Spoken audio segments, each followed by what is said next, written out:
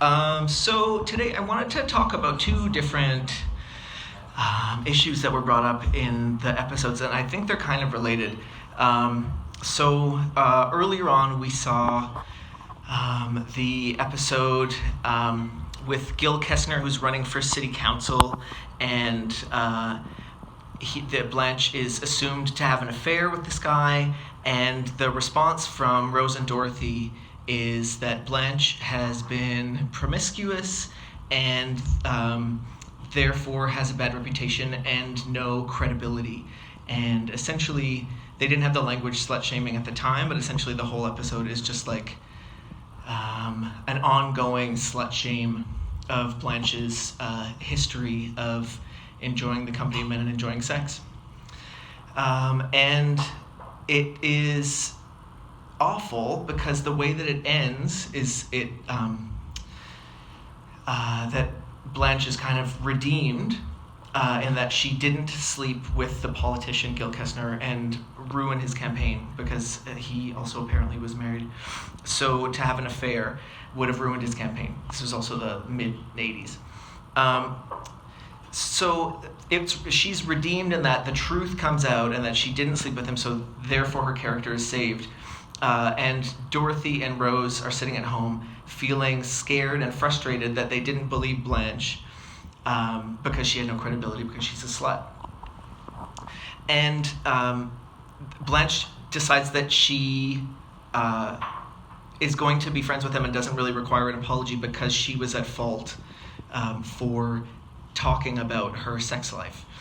Which she said that it's like a southern thing about like tall tales, blah, blah, blah. But then later on they ask her specific questions about stories that she's told about different lovers, and she says that all of them are true. So essentially she's kind of like providing evidence that she's essentially just kowtowing to the social power that they have in that dynamic, and that she's just afraid of losing her friendship, which she had, like they had essentially talked about how they didn't trust her at all because she was sexually promiscuous earlier in that episode. So the threat of losing these close friends was actually very real for her.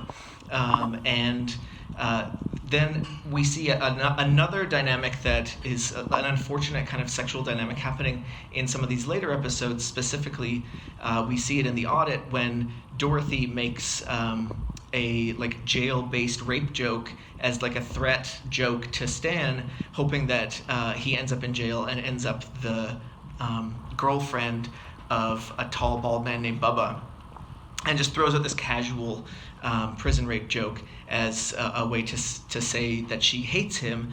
And then Sophia responds by saying, like, there were a lot of things that Salvador did that she wasn't aware of. Stan had bought a convertible, a Corvette, without Dorothy's knowledge. And then Sophia's response is, well, there's plenty of things that my husband did without my knowledge. How do you think I got pregnant with your brother? So this other casual response of sexual assault or like non-consensual sex, which I think is actually like legitimate to qualify as a sexual assault, even within like a marriage context. But this is a thing that we see kind of happen over and over again. And while I feel like Golden Girls is a show that is like liberatory about women's sexuality and especially about the sexuality of older women, I feel like it also falls down in a bunch of ways. And we see that evidence through the earlier episode where Blanche feels the need to beg penance and to like feign that she's going to respond or act differently, and then gets back in the girls' good graces again.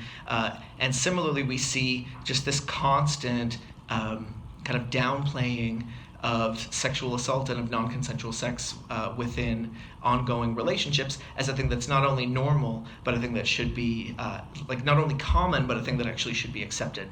So I think that part of this is that it's widely acknowledged that most of the writers for the Golden Girls were gay men, and I think that this is one of the things that we have to reckon with in viewing this as like a historical document, is that there's all of these jokes about sexual assault, I think would not have been written by women.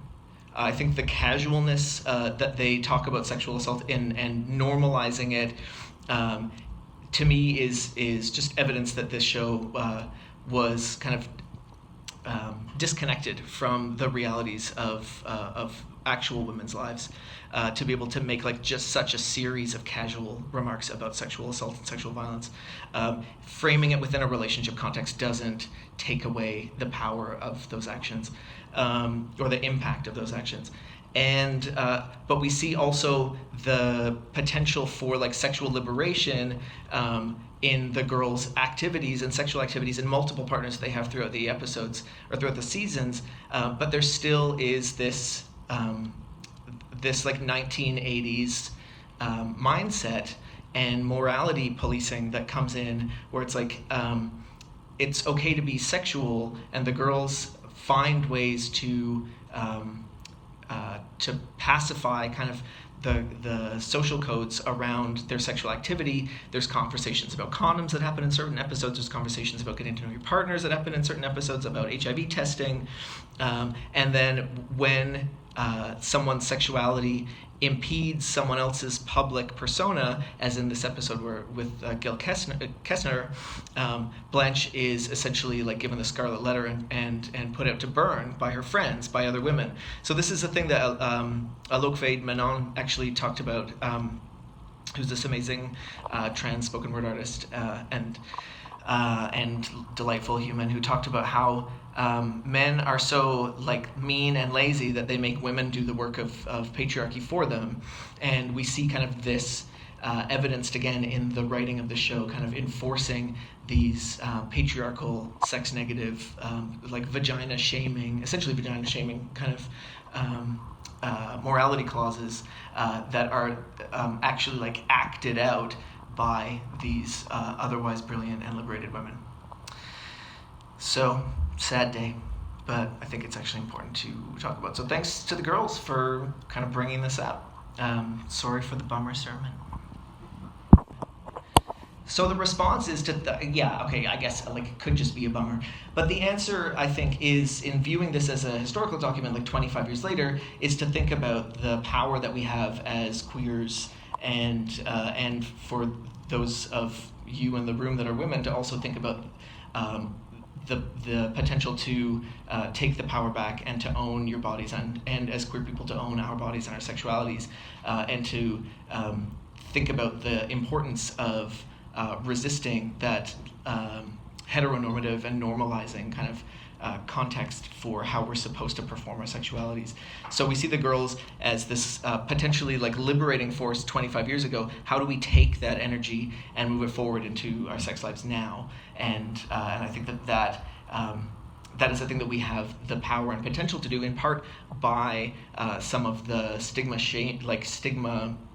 smashing that was undertaken by the girls 25 years ago. Even though now, like viewing it with today's lens, we see all of the problems with it. But if we can also think about it as a piece of history, they were also like busting some shit up, while there's still always work to do.